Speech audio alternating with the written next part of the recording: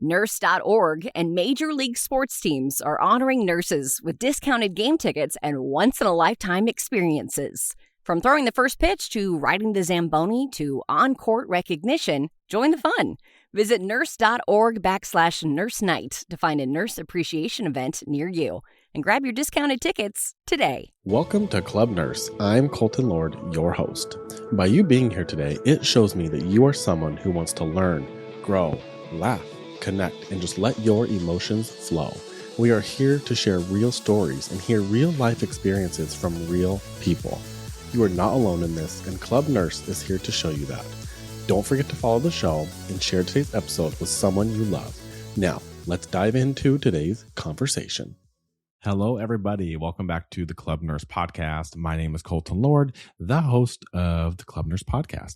If this is your first time, we really have been focusing a lot on bringing you news on the Club Nurse Podcast. News as in like healthcare, nursing news, things that are happening in the world of healthcare, just to keep you up to date because I think it's important. And I know that news kind of gets a bad rap. And I understand that. And I think consuming too much news really can be a bad thing.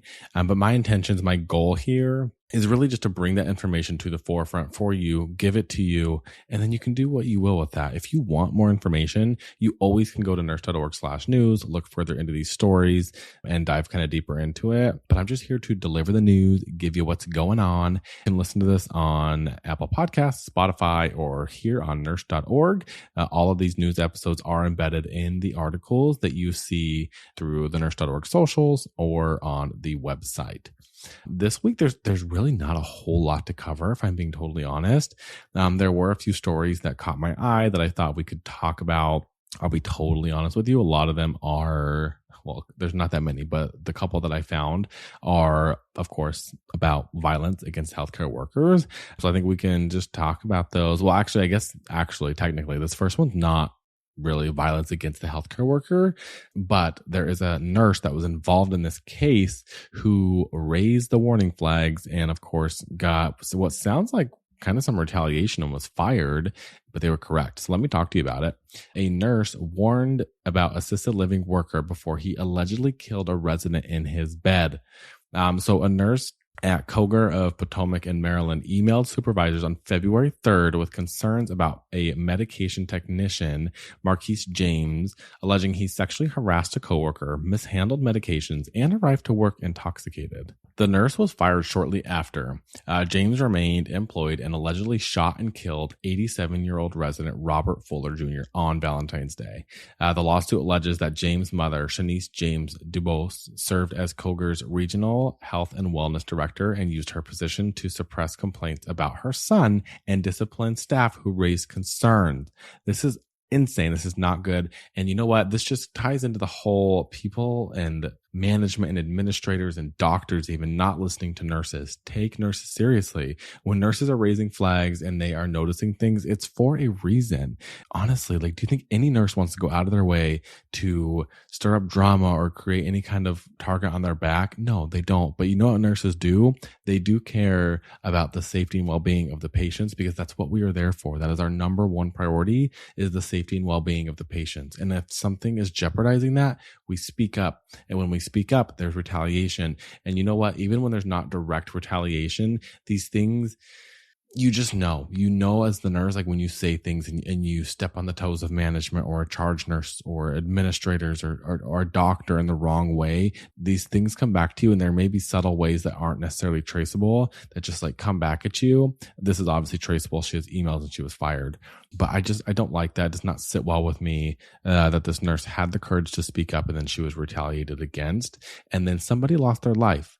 And the worst part about this story, when I was reading it, is the lawsuit points to a disturbing picture of what happened after Fuller's death. Investigators say James, the man who murdered the resident, who was the suspect in murdering the resident, tampered with the facility's security system and disabled alarms and was propping open exterior doors before the murder.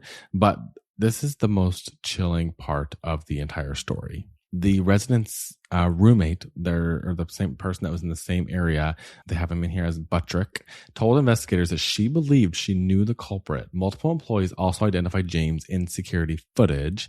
And despite this, they continued to assign the suspect, Mr. James, as Buttrick's medication technician for 10 more days after the murder. They allowed him as a suspect. I don't know, I guess if he was technically a suspect at the time of the investigation, but she knew, okay, the resident knew. She said she was required to receive medication from the hands of the man she identified to police as a suspect alone in her home, which was still a crime scene with zero protection. According to the suit, James would arrive alone at the apartment and spoon feed medications mixed with applesauce to the elderly Parkinson's patient as she trembled with fear. This is terrible. Buttrick told investigators she did not remember hearing the gunshot on the night of the killing, despite normally being an extremely light sleeper, in quotes. She believes James intentionally over-medicated her beforehand. James was not arrested until February 24th, when police say he fired at a Maryland state trooper during a traffic stop in Baltimore. He was charged with first-degree murder in Fuller's death and is facing attempted murder charges stemming from a separate Baltimore shooting. He's being held without bond at the Montgomery County Correctional Facility, and a preliminary hearing is scheduled for March 27th. Insane. That story is insane. I don't like that. Hey nurses, looking for exclusive discounts? Nurse.org has you covered with deals on everything. Save big on the essentials you need to excel in your career. Don't miss out. Visit nurse.org/discounts for the latest discounts made just for you.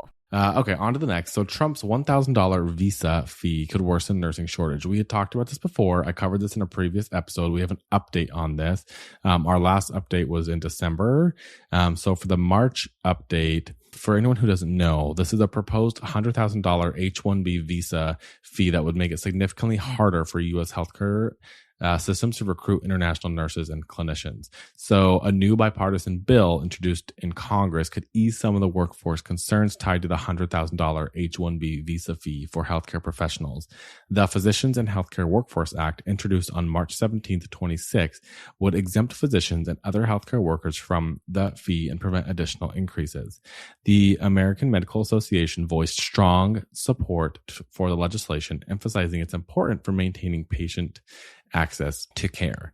So yeah, the AMA basically warned that this huge fee would just make it harder for healthcare systems to recruit clinicians, particularly in underserved and rural areas where international providers are often essential. So that's the update on that Trump bill of the $100,000 fee that's going to be charged to the H-1B visas, which is wild, but we won't get into that. Oh my gosh. Okay. So let's go into this, another violent act against a healthcare worker. A patient shot a healthcare worker inside a clinic, faces attempted murder charges. So this was a 69-year-old patient who shot a healthcare worker multiple times in an exam room. This was in Fresno, California on March 5th.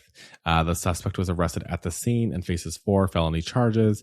The victim, which is a woman in her 30s, she survived after having emergency surgery. She has not been identified publicly. She was in critical condition, but she has since then been released from the hospital. There were nearly 40 other people inside the clinic at the time. No one else was hurt.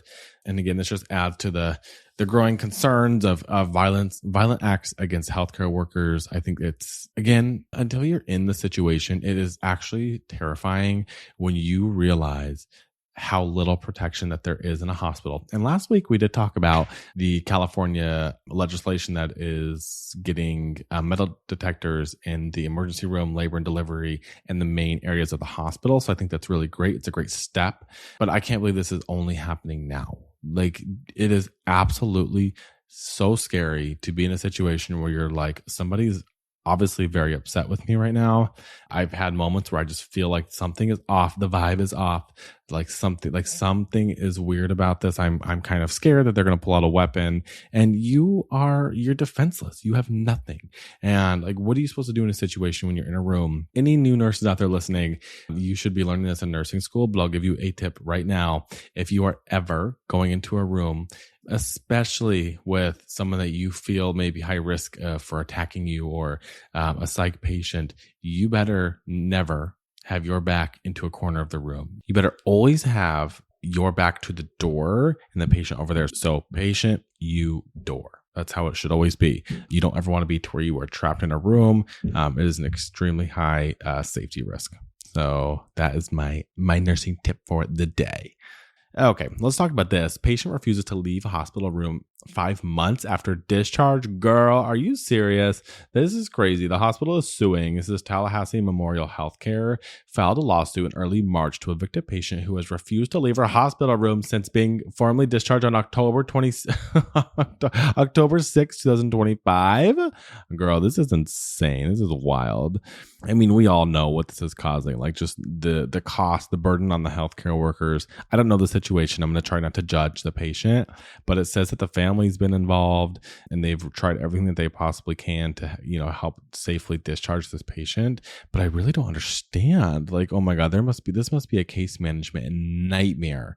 Let's just do a shout out to our case managers out there, because I know you and those social workers are doing everything you possibly can to help get this patient out. I don't know. I mean, that's so hard. I mean, again, as a nurse, there's like the part of like where you are the patient advocate. You want to do everything you can for the patients, but girl, you can't be just staying past your discharge for months. That's crazy. I've never heard of anything like this in my life. But wow, I don't even know what to say. I am a little bit speechless about this, but I'll be interested. We'll keep you guys updated on what ends up happening, and if the patient ends up having to leave, or I don't understand, because like I said, it says family's been involved, and so why can't they take them? I don't know. You know what? I'm not even going to try to know, because I know how discharge planning goes. I understand there's so many different dynamics into these things and social aspects and finances, and I'm not going to judge. I just am curious on how this is going to turn out. I didn't realize patients could just stay, though. If they were discharged, I would assume security would end up just coming to escort them out. But again, there must be some nuances to this case that make it maybe to where they literally cannot obviously discharge safely. I don't know. This is wild to me. So we will keep you guys updated on that. That's really it for the week, guys. There really was not a whole lot of news for me to cover. Those are the main stories I wanted to touch on. We'll keep you guys updated on things. And like I said, keep your eyes and ears out for the Club Nurse podcast. We're going to be having some guests on talking about some pretty cool topics, some interesting topics, things that I think you will find valuable and interesting. As always, you can find these articles on Nurse.org/news. That's where we post all of these articles in depth with details and links to everything. Find us on socials. It's Nurse_org. On Instagram, you can find me at Nurse Colton as well. And yeah, thank you guys so much for listening. I hope you have a wonderful week, and we will chat soon. From the bottom of my heart, I wanted to thank you for being here at Club Nurse. I hope you gained something valuable from today's episode. And if you did, remember to share this episode with someone that you love. Follow me on socials at Nurse Daddies or Colton Lord 17. And be sure to follow Nurse.org to stay informed with all of the hottest healthcare topics. Until next time, take care of yourself the way you take care of everyone else. Love ya. Bye.